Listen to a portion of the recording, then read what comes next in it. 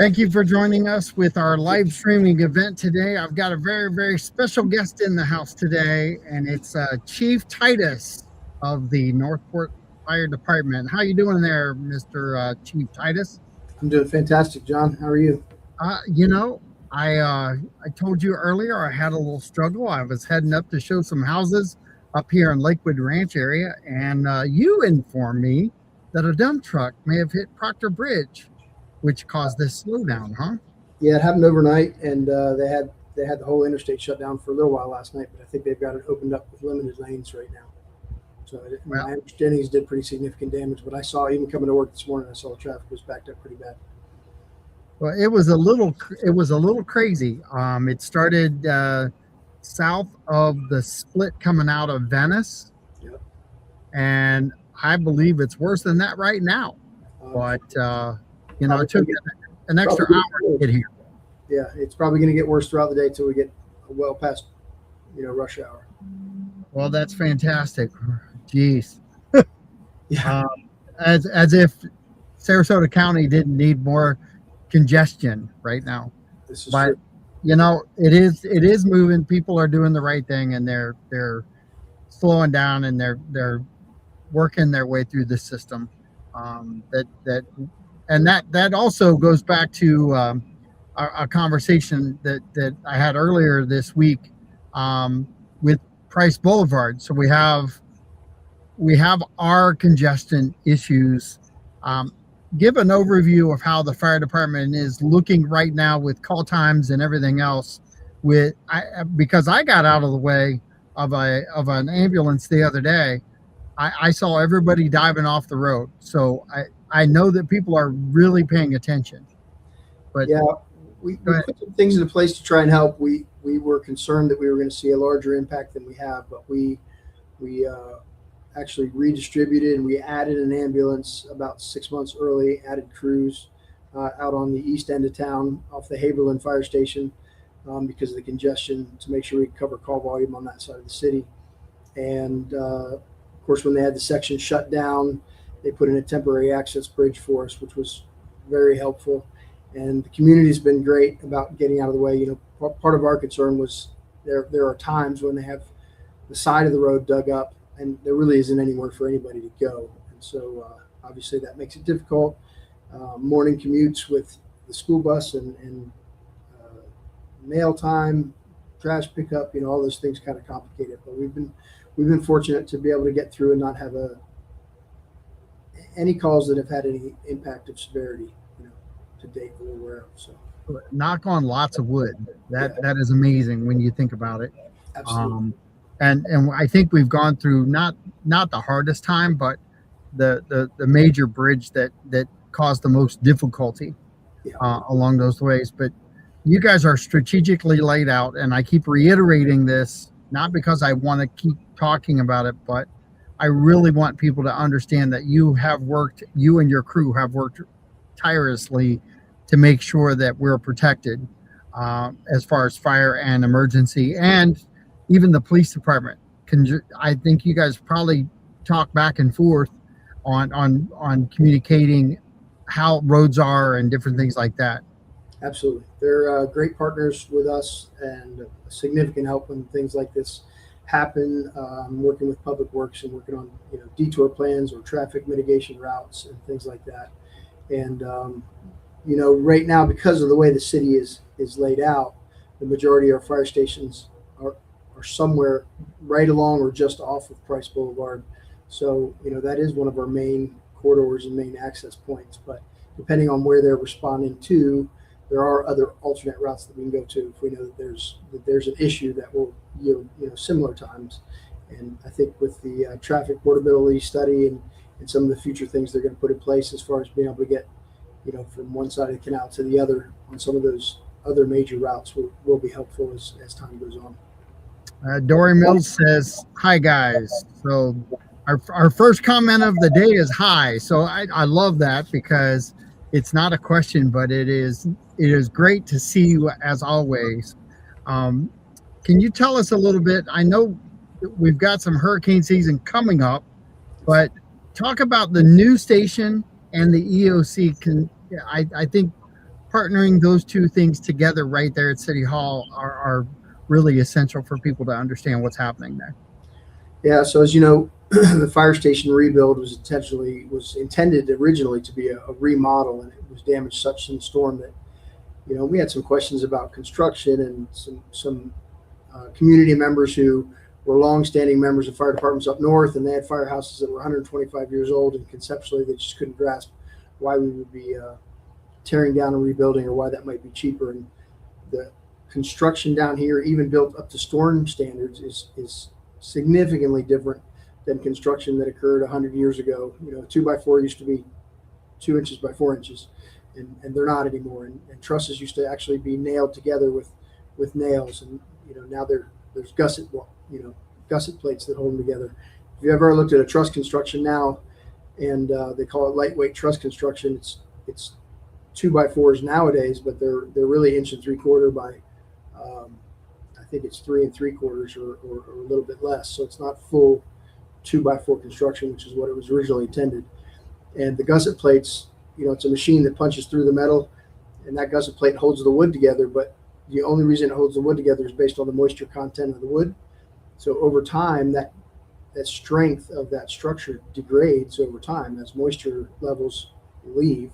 It's in the hottest part of your building, which in our homes and in our offices and in our business places, that's in the attic, which is typically unconditioned space. So over the lifetime of a 20, 30-year building, you're continually deteriorating the strength of those trusses anyway. And then if you add in, a violent fire, and you have a rapid escalation of heat, they lose integrity even faster. And that's why you see failure of roofs down here at a much more alarming rate than you do in some of the older construction, or in historic towns up north, or some of the bigger cities that were established long before, places like Northport and Sarasota and some of these other places.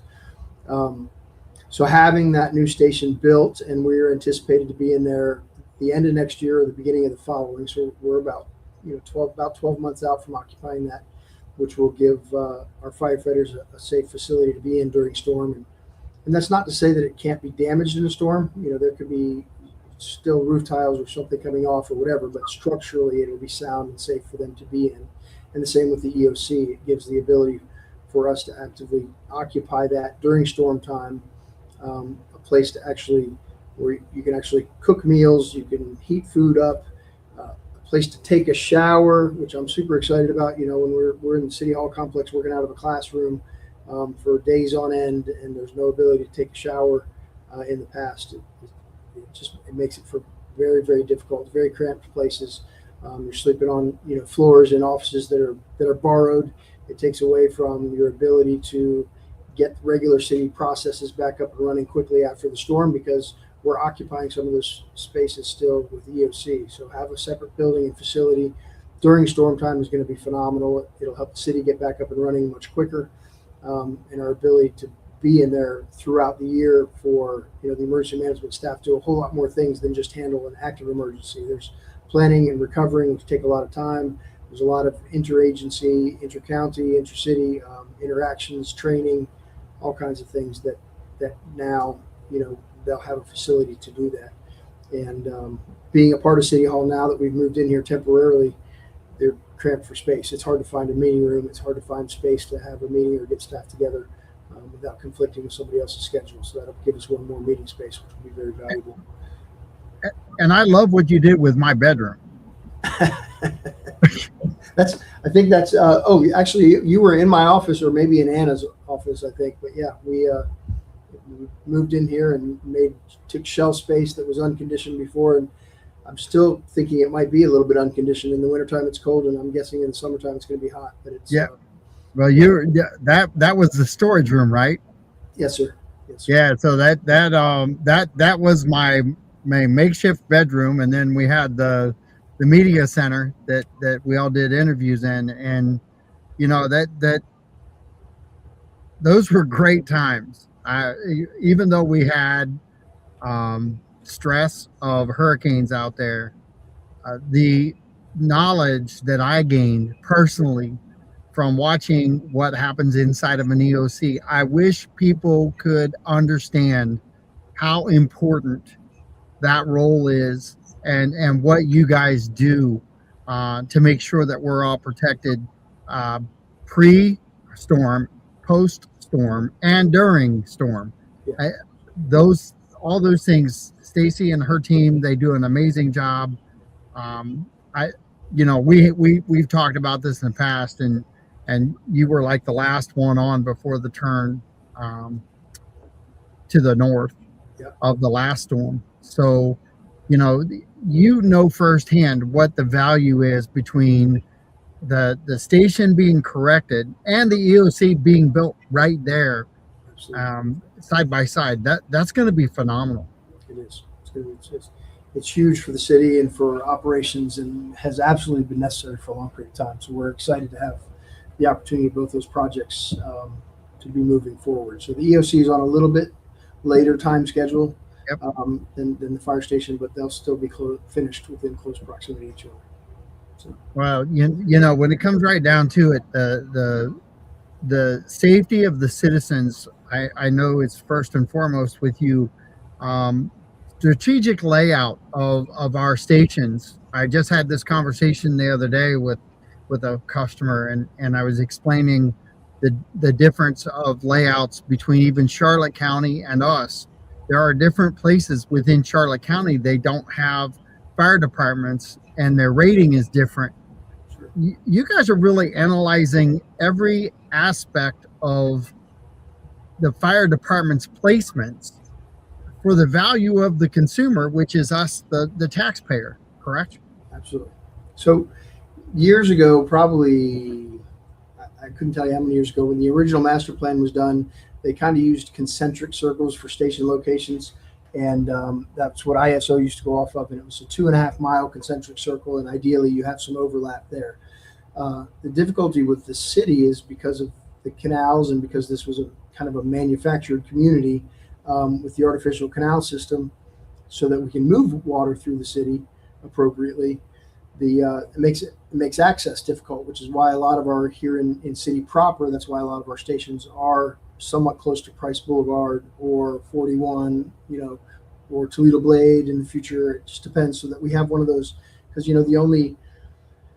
as most people know, Northport is the only area in the county really where I-75 actually runs east and west. So our east-west corridors are I-75, 41, and you get Hillsborough a little bit, and then Price.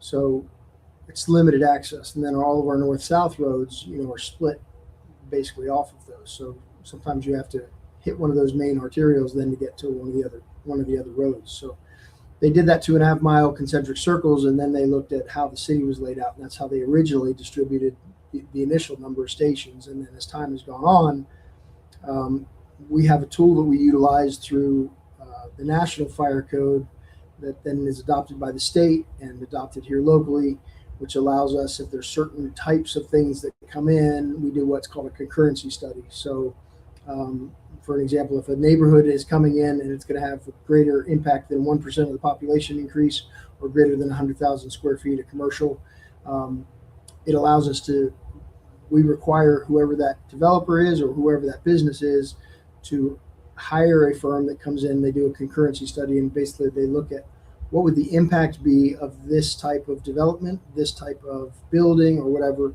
on our resources, and they make sure that we have adequate resources or ability or response times to service that area. That was incredibly valuable when Welland Park developed, because that wasn't City Northport at one time. We hadn't put any money aside. There wasn't really any future planning for stations, and so it gave us the ability to work with the developer up there to be able to have them, front load and provide some of the money for the fire station and equipment, so that we could have facilities to operate out of and provide protection, and then they get paid back over time with impact fees, although they'll never get back probably 100% of their investment.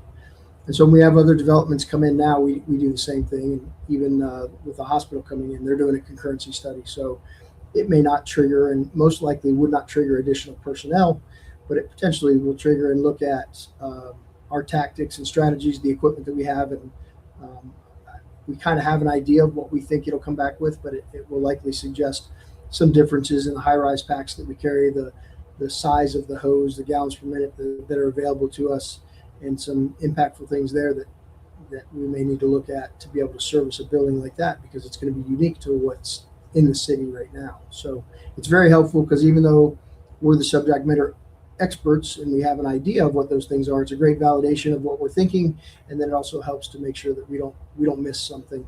And so it's a great planning tool. Fantastic. You know, the coordination that you guys have with STC, the hospital, and yourselves. Can you talk about that?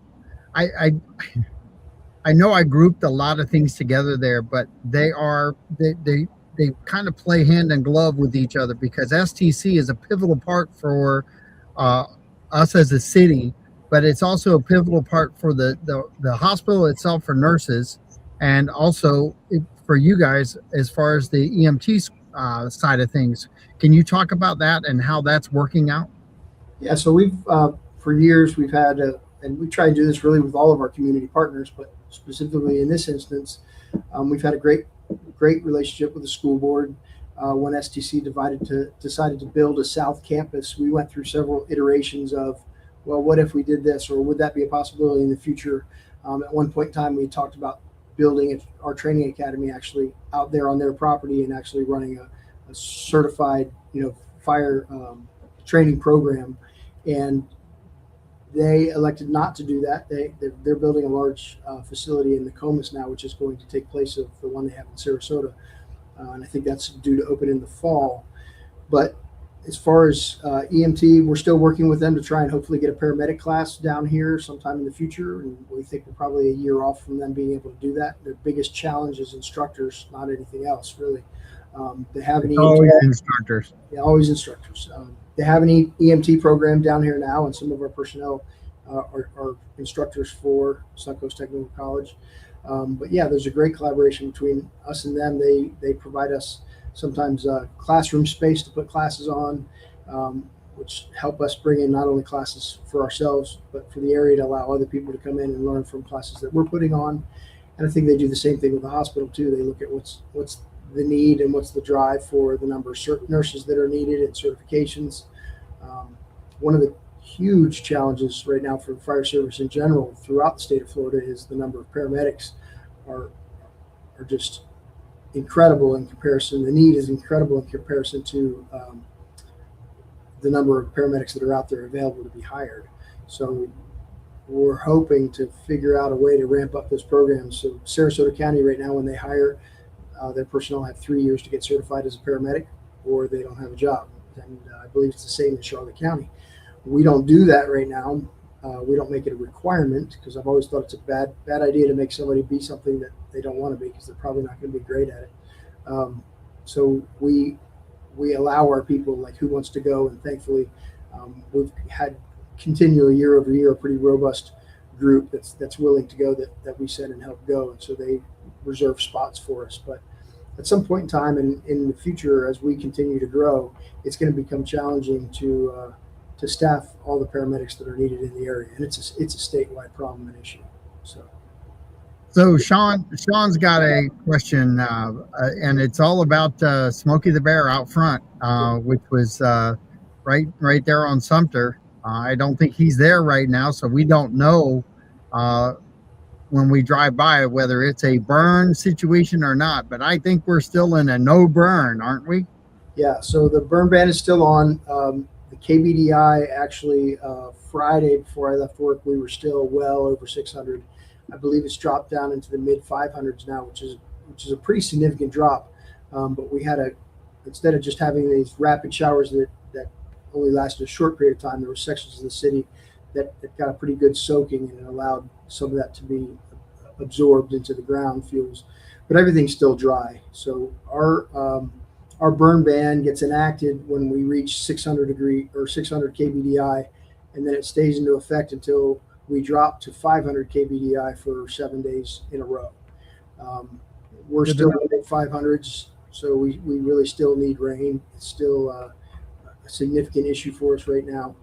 If we keep getting rain consistently, yeah, you could see that maybe drop in the next couple of weeks, but I don't know that there's a lot forecasted or a sufficient amount to keep it at the level it is. every day that we go without rain and there's sunshine out and the humidity levels are a little bit lower, it's evaporating some of those ground fuel moisture levels, so it's going back up quicker than it's going down. So Right. we are definitely keeping an eye on it, and I can tell you, since in my time here, this is the longest period of time we've ever been under a burn ban. It's been a weird season. Absolutely. So, what are some of the things that are happening within the fire department now that citizens may not be aware of? I know that's a really general question, but Sure. you always have lots going on with different aspects of what you guys are doing, whether it be new stations or whatever. Can you kind of give us an overview of what the fire department is going through right now? Yeah. So besides our day-to-day handling of emergencies and planning, there's a lot going on. We're consistently looking forward for what areas of the city are growing, what's needed, and make sure we try and set our timelines for when we need personnel and when stations are going to open, and that we have funding established to be able to do those things. And if not, come up with creative solutions, work with developers, do some other things. So that's really a fairly decent part of each week is spending hours on that. There's a development we're excited about that's supposed to be coming in northeast section of Toledo Blade and I-75 area. Actually, that's as the crow flies, but most people would say it's the east side of the interstate south of Toledo Blade. But developer coming in there, and they're looking to move kind of quickly. There's talk of development coming in out on the east end of town, which would be AC 6 and 10 in the future. That's probably 5-6 years from turning dirt, but we're looking at potentially how that develops and what needs will arise out there. We have a station that is being built right now, coming out of the ground in Welland Park. It is supposed to open this summer, so I think actually they're a little ahead of schedule, so it might actually be May. It was originally slotted for June or July. And so we're looking to, we've got personnel hired for that or approved for that. Right. Well, we're still playing catch up with hiring groups and vacancies and things like that. So I've got another hiring group coming in April that will bring us back to almost full staffing. And so that station will be operational sometime in the summertime. And then looking at areas, there was an area that was proposed for annexation up in Welland Park. So looking at that, looking at what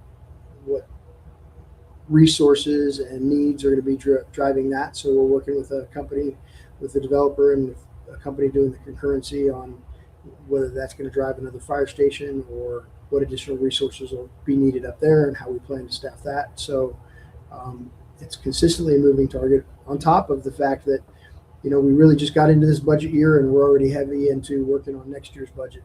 We're, cities tasked us with different things coming up this week. We have a meeting with the commission on Friday, which will be an assumptions meeting. So they'll give us an assumptions for next year. But we're working on some different exercises that we've been tasked with the city manager to potentially look at what the impacts could be if there was a catastrophic loss of revenue due to, property tax reform or some other things. And those are really, really tough exercises to do. If you think about, a department like ours, when you're roughly 80% of your budget is personnel, to make significant cuts or even try and get back to where you were the previous year, when you take all the escalated costs, even without asking for something new, it's quite an exercise to do. So those are the things we're doing now in preparation for budget talks and see where we position ourselves for next year. I can say it always worries me every year, but we're very blessed to have been successful meeting our needs and the needs of the community always in the past. That doesn't mean we get our wants, which I'm okay with. Wants are nice, but I think the city has come to expect a certain level of service out of us, and it would be our goal to try and maintain that, should we be able to do so. And the importance to that, I'm going to stay there for just a second, because it goes hand in glove with insurances on people's homes. You were concerned about call times because of the rating that we might get hit with if we decreased in time as far as our responses. Are we safe right now in what you've analyzed and what your team has done to make response times better, or at least maintain through the Price Boulevard constructions area? Yeah, I think, anytime there's a delayed response, it creates concerns. So, fire grows at an exponential rate. So, every 30 seconds or every minute that you're later getting on scene can be a significant difference in the amount of fire that you have. I mean, it's not just double every minute. It's exponential. So, those times really matter. And then on medical calls, certainly, there's a certain period of time. There's 4 minutes before your body starts, needing oxygen or being short of oxygen if you're having a heart attack or a stroke or something like that, and 6 minutes before those cells begin to actually start to have some damage and die in certain portions of your heart or of your brain or something like that, and 10 minutes is irreversible. So it's important when we do these concurrency studies, when we look at our growth, we look at our population changes, and we look at the location of our stations and our apparatus, that we keep those things in mind, as we plan those things. Everything has to be built on assumptions, because you look at what your call volume is, and you can have all the stations in the right place, but if that unit is out on a call, then a unit's coming from somewhere else, and so there may be a couple minute delay. So you want to have a little bit of insulation in there to make sure there's some crossover. And okay, our goal is to try and set up and get everywhere within 4 minutes to 90% of the calls, but obviously that's just not practical sometimes if units are out, or if it's an area of the city that's not super well populated. But as those areas grow, those are the targets we try and hit. We look at 4 minutes and 8 minutes as far as our benchmarks for response times, and those are things that we track we track all the time to try and make sure that we are moving in the right direction, that we're at the very least maintaining those response times, and at best is continually trying to look at how do we improve those, still within the budget that we have and within the resources that we have. So I'm gonna throw some kudos out. We're talking response times, and our family, the CBRA family, between one of our show hosts, Joe Newman, passing away, and Sean Kirkpatrick's wife passing away,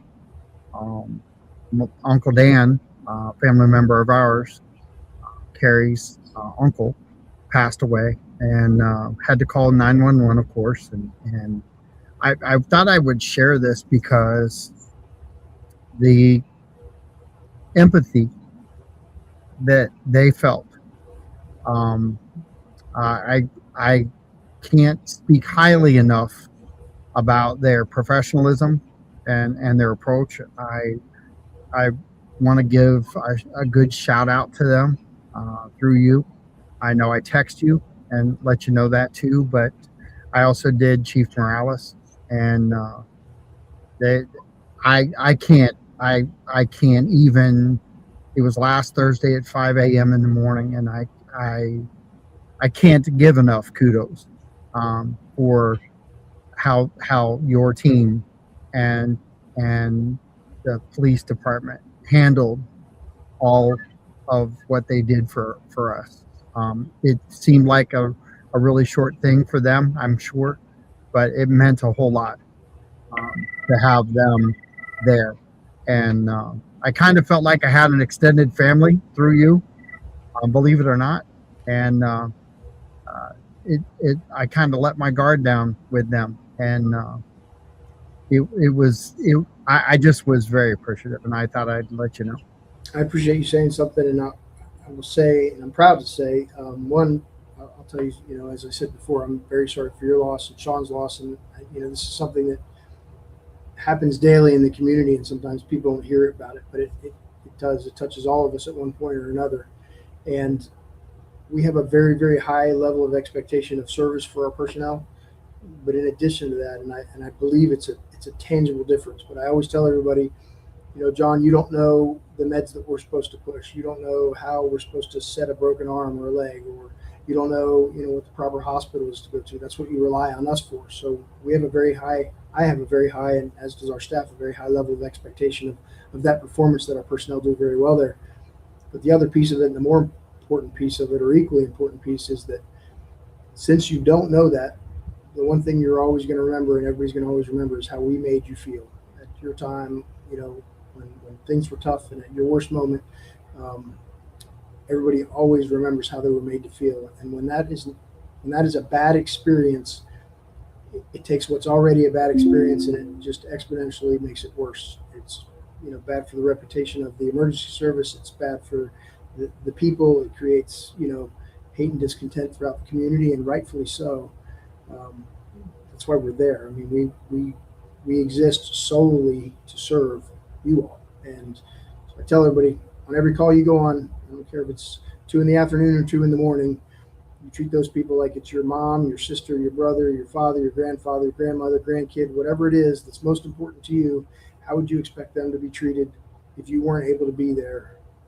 How do you want them to feel, and how do you want them to feel like they were treated? And that's a huge piece of the service we provide.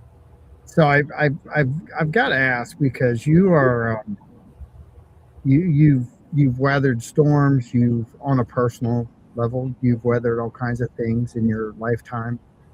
You've battled through as a firefighter. Not a trick question, but who do you read? What's your leadership book? Who is that guy that you follow? I probably couldn't name one.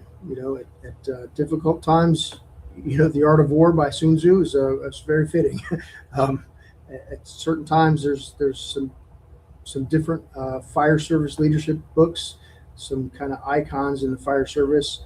And the interesting thing that I loved about reading some of those is when I read it, I was like, yes, that's how it was. It was more of a validation of how I felt about things than it was a discovery of something new, which helps because then you feel like you're on track most of the time.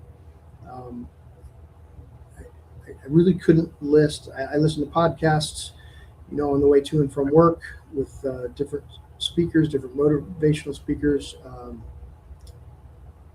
I tell everybody I'm not the best manager, but I try to be a good leader, and not from an ego standpoint, but just that's my natural inclination. So I tell my people that work for me, I'm not a great manager. So if I ask you for something, or you tell me you're going to do something by a certain time, the expectation is it's done. And if you need resources, if you need time, if you need money, if you need something, you got to come and tell me about it, because when that date comes, my expectation is it's done.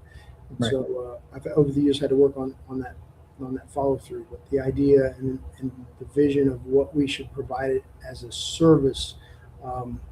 My dad was a businessman, and I think I probably learned a lot from him growing up and watching him and how he treated his people. And I think, if your people know that you're taking care of them and you care about them, they will go to great lengths. And it's the same with this community. I think the community has demonstrated incredible support of fire and emergency services here, and we owe it to them. That's why we exist, to demonstrate that back tenfold and show them why that value is placed appropriately and what that expectation is. So. And the reason that you answered that really well is because you're very diverse in your approaches. And we have a diverse city. We have a diverse staff. You have diverse people within your leadership. A lot of strong opinions. I actually listened to everything that you described, and the only thing I kept saying to myself was, the reason you're the leader you are is because you've had all these influences and you've accepted them all and tried to take bits and pieces from all of them to mold your leadership.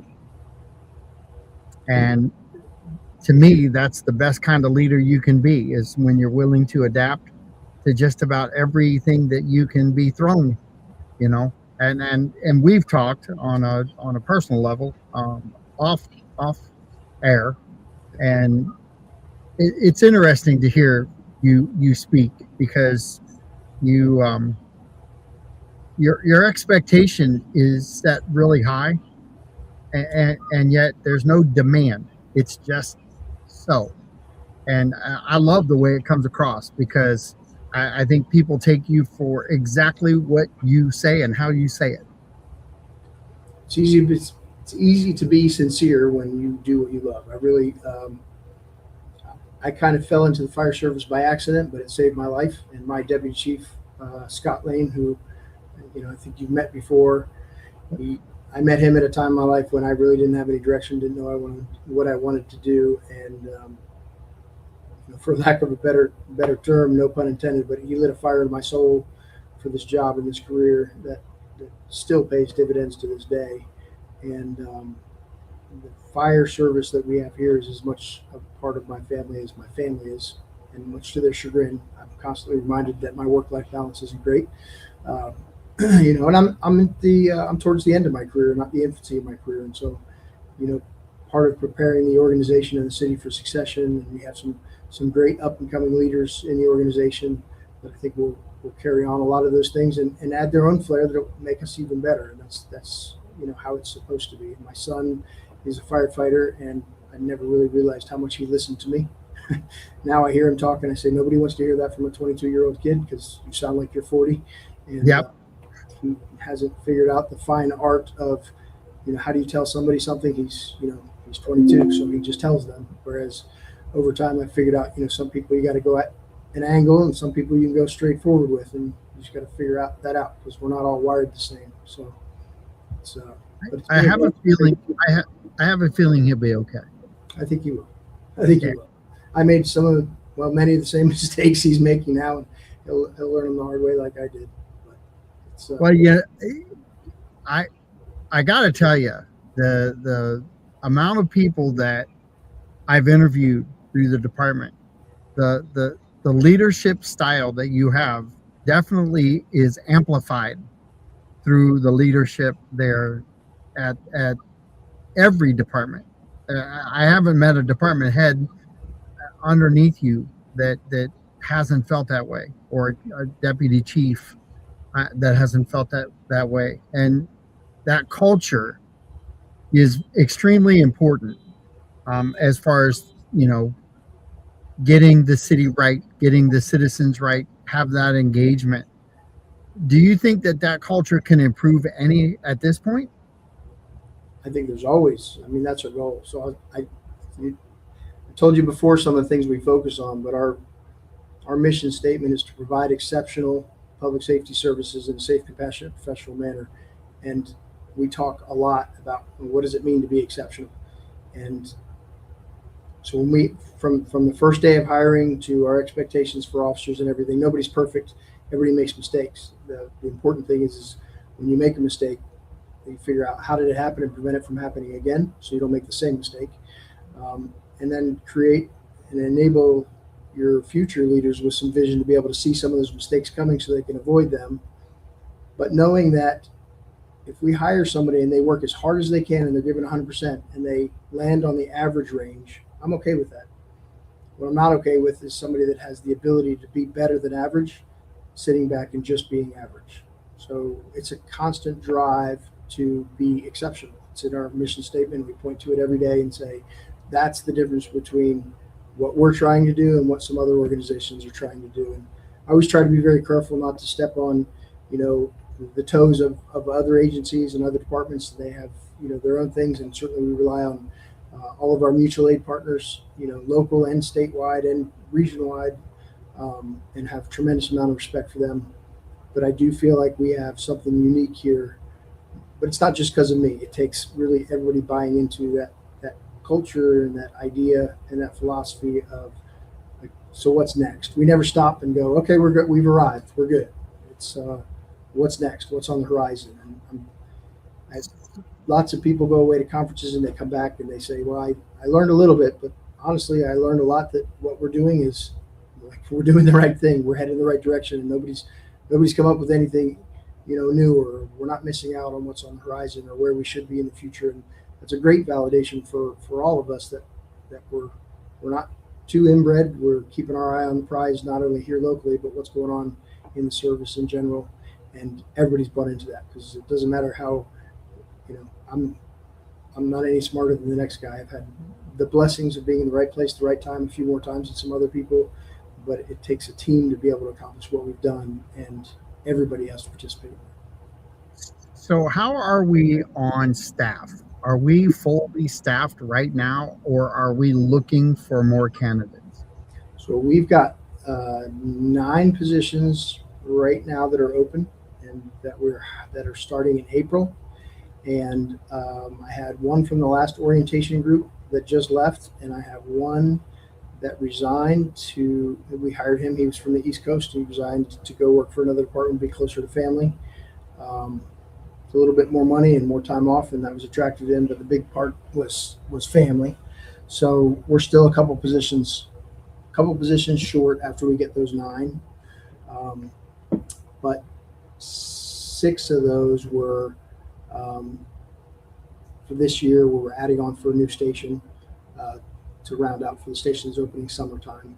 So we're not super far behind, but we have a little bit of attrition, not a whole lot, but we do. We've had some retirements, we've had some people leave for other places, but for the most part, we're pretty static as far as we do okay with recruitment, and we do pretty well with retainment because of our culture. And our goal is to hopefully be able to continue to do that, be competitive in the marketplace, so that we can bring in good talent. And I think we bring in better talent because of our culture than we do because of our pay and benefits. Because as I said, we're comparable, but certainly you could go right up the street to Sarasota, you make a little bit more money, you get more time off, and to some people that's attractive. But the people that know our culture, it's a certain type of person that really wants to come here, that hears about us. Well, one of the police officers that was there Thursday, I talked to him briefly, and he was from New York, and he said he had never been treated like this in New York. One of the firefighters that was there was a wrestler from up in the Manatee area, and he couldn't say anything more about the citizens' acceptance. I think that our citizens across the board are amazing supporters of first responders, and I think that works hand in glove with the coordination of events and different things you guys do, but also the crime rate and how people are paying attention, the outreach programs that are here in the city that you guys are involved in. Everything seems to be based on a family culture and an upward momentum within that culture. Would you agree with that? Yeah, absolutely. And a lot of the city doesn't see some of I always say they don't see how the sausage is made. But, our decisions, we're a very, very data driven decision making city. And so if we want to do something, we got to be able to show the data of why. There's not just well, I feel like this would be a good idea. City manager wants to see, all right, show me why. And we owe that to our constituents. And so we gather a lot of data and analyze it, where our stations are going to be located, how many people we need to staff that equipment, how that's going to affect our response times, what that's going to look like in comparison with, with ISO, to make sure that we maintain that. There's a lot that goes into the type of equipment that we buy. We might buy something that costs a little bit more, but the longevity of it is such that it actually saves money over time in comparison to something that might be less money in the front end, but it either breaks more often or costs more in upkeep. And so there's a lot of information that goes into all the decisions that we make, and the financial piece of it. And then again, as I said before, when you treat the organization like it's a family and you care about your people, it's just like everybody out in the community does. You have the ability to stretch sometimes, because it's not always sunshine and rainbows. So when there's a bad day and people know that you care about them, or you have a tough budget year, or there's economic influences that are outside of the normal, people know that you're not trying to hide something from them or do something, difficult. They know that they're in for the long haul, and that they know that we're trying to take care of them as much as we're trying to take care of the community, and trying to balance that, because it's not inexpensive to run a department like we run. It costs a lot of money. Um, but so we make sure that everything that we're doing is that return on investment and that the community feels that. It's very, very important. One might say that you guys for the last 6 years have pretty much squeezed every penny you can from the budget. We have not had a rate increase for 6 straight years. Now, property taxes, yes, but rate increases, no. You guys really have worked hard at trying to do that, and while maintaining equipment and other things. Well, How difficult? our, Go ahead. our assessment, so the city's done a good job of maintaining the millage rate, but our assessment rates have gone up annually. And Okay. there's no way to continue to grow and expand the service without those rates increasing. So if you're adding people, it costs more money. And although there's a piece of our assessment rate that is tied to building value is different than what the property appraiser uses for taxable value. So, if building value goes down, yes, we're impacted. If it goes up, it helps a little bit, but it's not sufficient to, we're still growing at an incredibly fast pace. And that's why this discussion about property tax reform and all these other things are very alarming to all of the departments in the city. And particularly, I'd love to say that I only worry about fire rescue, but we have support services throughout the whole city that we rely upon as well. So it's important throughout. And when we're continuing to grow with the amount of commercial and the amount of residential homes that are being added, and when you need to add stations and people, you can't do that without additional revenue. And unfortunately, it's just those new cities talked about it before, and obviously their economic plan for the future is to balance out a little bit more commercial versus residential. But right now, the majority of the cost of city services falls upon residential homeowners because we're a residential homeowner community. We're not a commercial community. And so they're working to try and over a period of time to increase the ratio of commercial properties and light industrial in comparison to residential, as to hopefully alleviate over time, some of that burden that falls on the taxpayer. So that's one of the things that's, I think, very important to the long-term fiscal future and stability of the city. You can't survive being a bedroom community if you have that mindset. This city is going to tax you to death if we don't get some correction, which I think we're doing. I think you're explaining it too, because the budget, the components of the budget, they all matter. The rate that you're talking about. Can you give a quick overview of how you characterize your ask for more? And I really mean that in the sense that I don't think you over ask. I think you kind of under ask at times. So, every year we do the budget.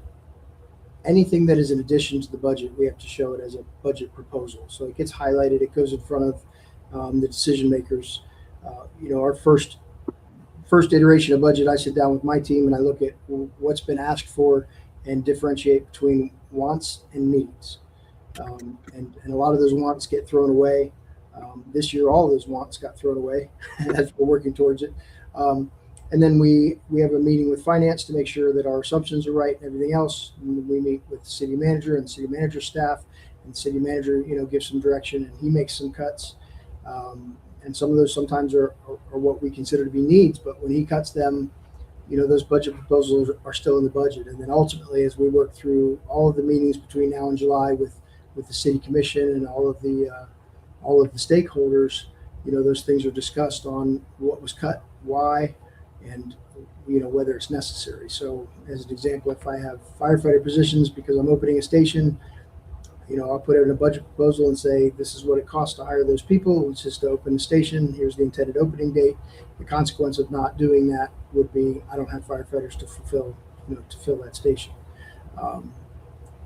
In a budget year like we're looking at now, if I cut overtime and I say, okay, if I'm cutting discretionary overtime, that's okay, but this is what that could mean. Pub ed events are reduced significantly. Our callback, if I may have to brown out a unit or something like that if I'm not hiring back when somebody calls off sick, and so on and so forth. So it's not just the dollar value of what it is, but what's the need, why, and what's the consequence if it's not funded, or if it is funded. And so it's a pretty significant exercise to go through so that we can provide the greatest picture to the commission ultimately, because ultimately they make the decision for for all of us on what the budget can handle or not. We had, what was the annual meeting? Maybe not an annual meeting, but we had an assessment meeting up at Welland Park about a year ago. Okay.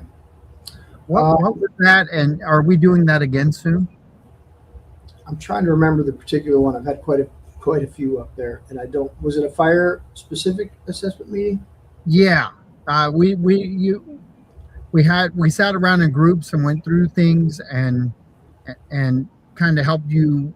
I think structurally. Oh, I remember what that. No, so that was part of our strategic plan. So basically, part of formulating our strategic plan is kind of, it's a lot like what I talked about earlier about where are we now, where do we want to be in the future, what are the principles of our focus, what is our mission statement, what are our vision statements, and we develop some of that internally, and then we gather stakeholders to get input to make sure that the direction that we're recommending and suggesting is concurrent or in line with what the community sees and what they want, or if it's out of line, then figure out why that is and make sure that we're meeting what the demands of the community are, or if they're out of line and we feel like we can't because there would be a negative consequence to that, then having the opportunity to discuss or explain why those things aren't in alignment, and maybe clear up a misunderstanding that helps kind of align those goals in that process. So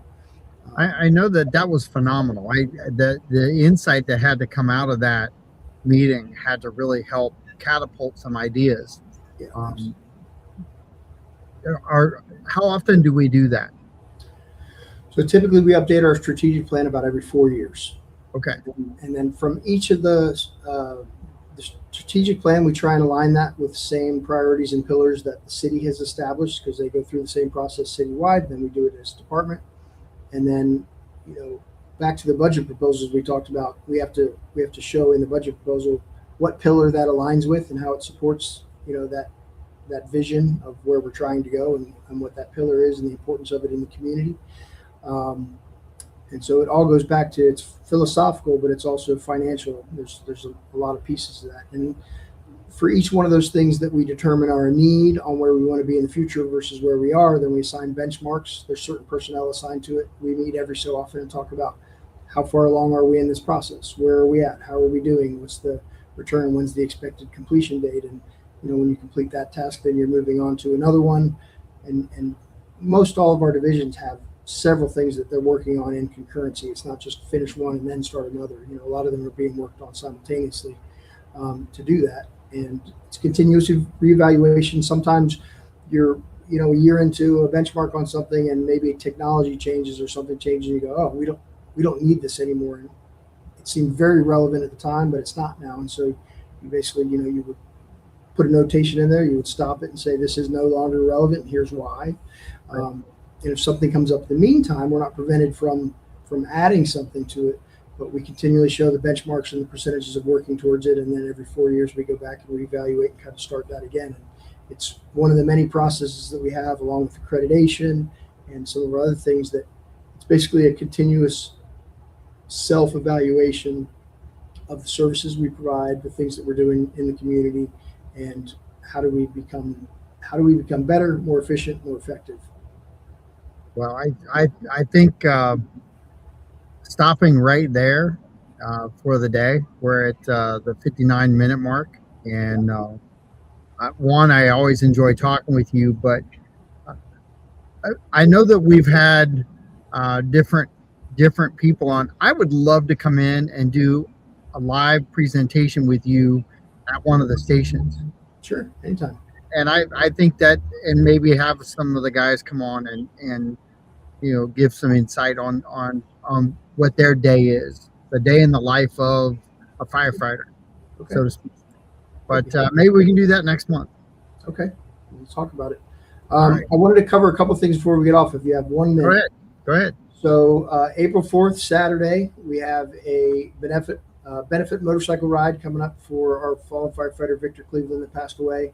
Is to raise money for his family, and then a portion of those proceeds will go to a scholarship to help somebody go to fire school.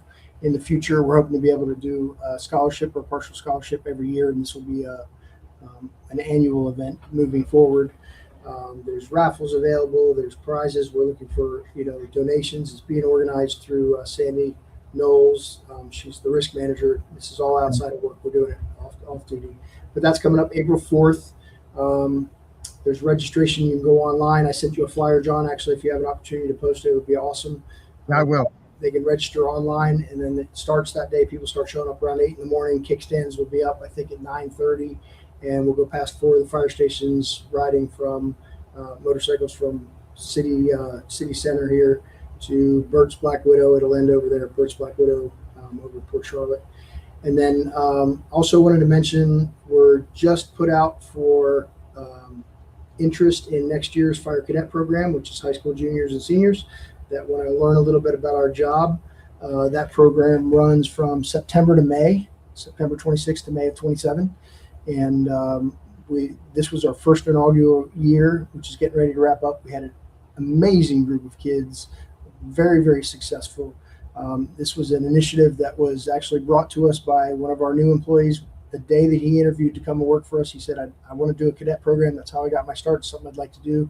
And we tasked him, and he put everything together. He worked with a couple of our staff members, but he's really been primary on it. His name's Mark Pardo, and they've had a really, really successful year of exposing these kids to the types of things that we do and to garner interest for people that want to be firefighters, EMTs, or paramedics in the future. It's been awesome.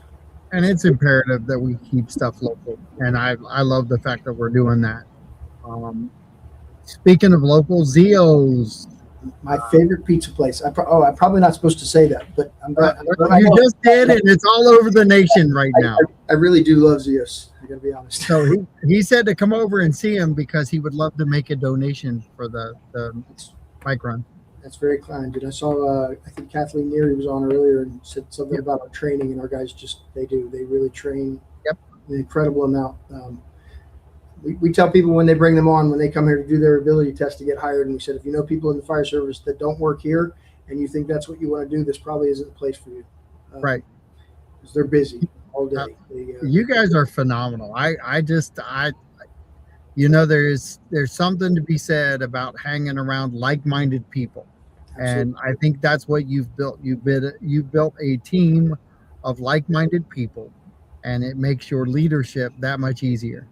Yeah, I appreciate it. It does. They make my job very easy. I'm very, very blessed, and I think as a community, we're very blessed to have the crews that we have. So, well, we got another like out there from Marie LaBrosse, who volunteer extraordinaire, did a lot of volunteering back in the day.